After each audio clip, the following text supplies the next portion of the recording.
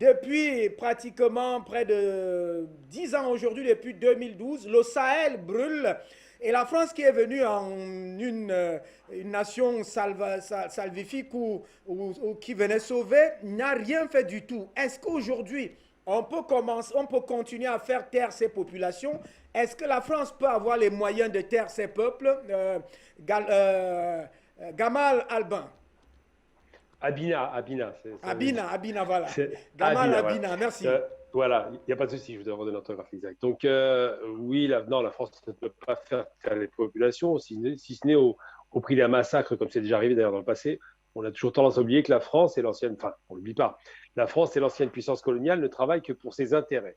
Je vais même vous mettre en garde sur une chose, que ce soit les Français, les Russes, les Américains, les Chinois, de toute façon, c'est une question d'intérêt. Alors, évidemment, la différence entre les Français et les Russes, elle est notoire sur un aspect.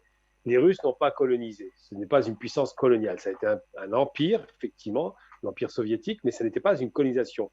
Les Russes n'ont pas une tradition de racisme structurel que malheureusement la France a développé avec tous ces grands idéologues. Je vais vous parler d'Alfred de Gobineau et tout un tas de grands commis de l'État qui étaient de grands racistes méprisants et qui considéraient qu'il fallait civiliser les peuples sauvages que nous étions. Je parle donc des Africains.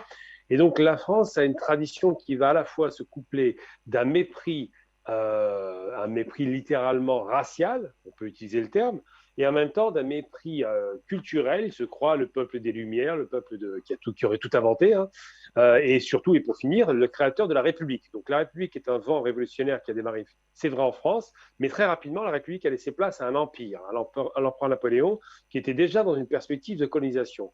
Et donc, quand cet empire s'est étendu, il a fait la guerre à tout le monde. Donc la France a une tradition guerrière très ancienne qui n'est pas d'hier.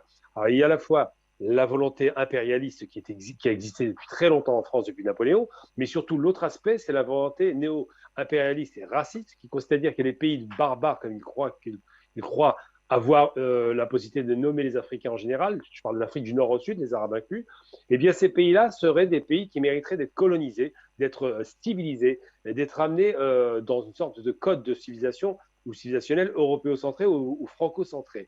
Donc ces raisons-là font que ce pays-là ne vient pas pour faire la paix, ça ne les intéresse pas, ils viennent pour donner des leçons. Et les dirigeants français, je parle bien des dirigeants, parce que les peuples n'ont pas voix à la parole, je parle vraiment des dirigeants, considèrent que l'Afrique leur appartient et que les richesses exploitées en Afrique sont des richesses qui sont légitimement une sorte de passe-droit français. Ils ont le droit de faire ce qu'ils veulent avec les richesses africaines. C'est même eux qui font la cotation du pétrole et du gaz dans les pays occidentaux, je veux dire les États-Unis, New York, Londres. Mais il n'en demeure pas moins que l'Afrique est considérée comme une chasse gardée française de l'Afrique francophone et qu'elle n'a pas le droit de s'exprimer. Le problème, c'est que avec le vent des décolonisations programmées par De Gaulle, donc qui ne sont pas des décolonisations, mais des passations de pouvoir pour que des petits caporaux soient gérés à distance, eh bien, avec ce mouvement-là, on a eu le sentiment que peut-être les Français partaient un peu. Ben, ce n'est pas du tout vrai. Les Français sont jamais partis et à chaque fois qu'il y avait des massacres de population, c'était des massacres qui étaient commandés par la France à distance.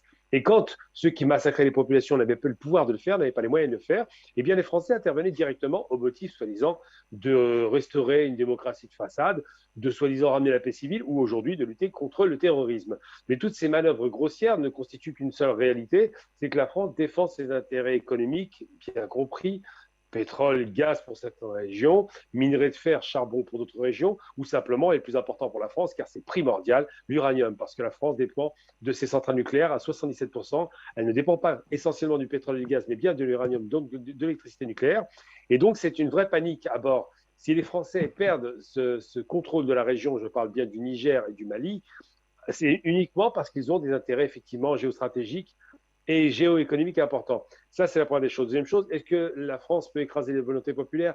Très difficilement. On a parlé tout à l'heure de l'Algérie. C'est une révolution populaire. C'est un peuple qui en a eu marre de la barbarie des colons français, de ces ignobles feignants qui ne travaillaient pas. Je rappelle et je répète tout le temps, le colon est un feignant, il n'a jamais travaillé. Quand en Afrique, les Noirs africains ou les Arabes étaient réduits à l'esclavage, c'était bien eux qui travaillaient pour construire ces cités poubelles qui avaient été faites par les Français. Mais c'est bien les Noirs et les Arabes qui travaillaient, pas les Français. Et les colons encore moins. Ce sont vraiment de vrais feignants qui sont là pour piller et pour réduire l'esclavage des populations entières. Donc la France aujourd'hui a du mal économiquement, elle a du mal en termes de prestige international et cherche à se raccrocher à son empire démantelé et en perte de vitesse. Et de l'autre côté, vous avez des Russes qui en profitent évidemment, des Chinois, des Américains qui veulent démanteler l'empire colonial français pour s'installer à leur place. Chacun travaille pour sa petite sauce interne. Mais dans les faits, ils ne peuvent évidemment pas écraser la volonté populaire parce qu'aujourd'hui, le monde entier le verrait. Donc, ils ont du mal à gérer les populations qui en ont de plus en plus marre de la présence française. Mais ce n'est pas d'hier. Ça remonte déjà à l'époque du Sénégal après la Première Guerre mondiale, où des Sénégalais s'étaient manifestés pour avoir des soldes, pour être payés par rapport au combat qu'ils avaient produit contre les nazis, et les Français les avaient massacrés. À l'époque, on pouvait massacrer, ça ne s'entendait pas. Personne ne savait puisque la presse était tenue par la France. Aujourd'hui, maintenant qu'il y a les réseaux sociaux et que surtout tout le monde peut avoir une caméra et filmer instantanément en direct un massacre d'une armée, par exemple d'occupation, eh bien, ils sont obligés de se calmer. Et c'est pour ça qu'ils ne frappent pas les populations, sinon ils l'auraient fait il y a longtemps. Mais il est certain que les dirigeants, et je parle bien toujours des dirigeants qui ont des intérêts personnels, les dirigeants n'hésiteraient pas une seconde à tuer la population s'il n'y avait plus de caméras. C'est compliqué à faire, donc c'est la raison pour laquelle aujourd'hui, et Dieu merci, les populations sont épargnées. Maintenant, est-ce que ça va durer? C'est un autre débat et je ne me prononcerai pas là-dessus. Je ne ferai pas de pronostic, malheureusement, ce n'est pas du tout certain que ça dure.